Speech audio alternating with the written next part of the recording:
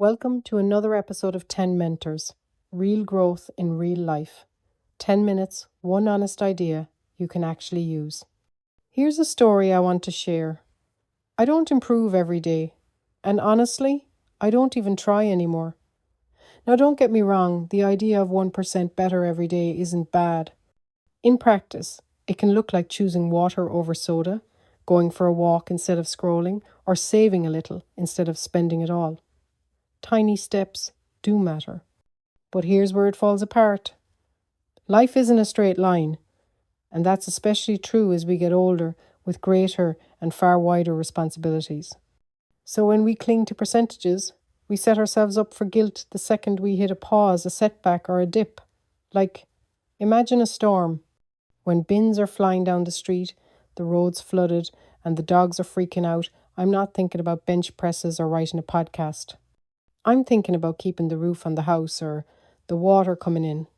That's not 1% growth. That's survival. Or it's late at night, your kid's on their fifth cold, someone's screaming for attention, someone else just threw up on the carpet. Are you thinking about self-improvement? No. You're praying for 40 minutes of sleep. And let's be real. Perimenopause, menopause, hormones all over the place. Some days the goal isn't growth. It's simply not waking up already furious at the world or your family. Sometimes not snapping at everyone is the win. Even learning isn't linear. I've sat with psychology and science books frustrated for days because nothing makes sense. It feels like going backwards. But that dip is the learning curve, the confusion before you get it, the prep before you jump ahead. Even grief changes the math completely. When someone you love dies, the world tilts. The goal isn't improvement, it's surviving.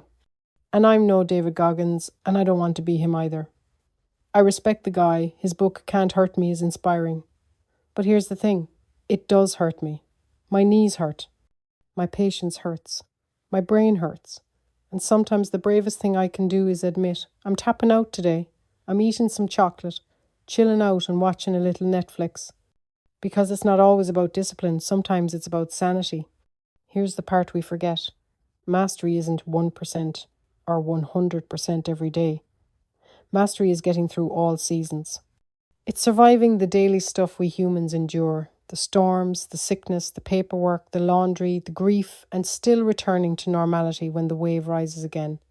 Achieving mastery is less about a single grand effort and more about the persistent effort of simply getting through each day. That's why the 1% rule misses the point. Because it doesn't leave room for storms, for sick kids, for dips, rest periods, grief, or the messy rhythms of being human. So no, I don't improve every day. And neither should you feel like you have to. Some days the win is just getting by, surviving the storm, surviving the toddler, surviving your own body. That's not failure. That's real life. We're more than just data, we're the ones who get things done, no matter what. So, if you're in one of those days where nothing's improving, give yourself a break. There's nothing wrong with you. You're only human. And honestly, that's more than enough. Thanks for spending a few minutes with 10 Mentors. I'm Quiva. If this helped, share it with someone who needs a little less pressure and a little more grace.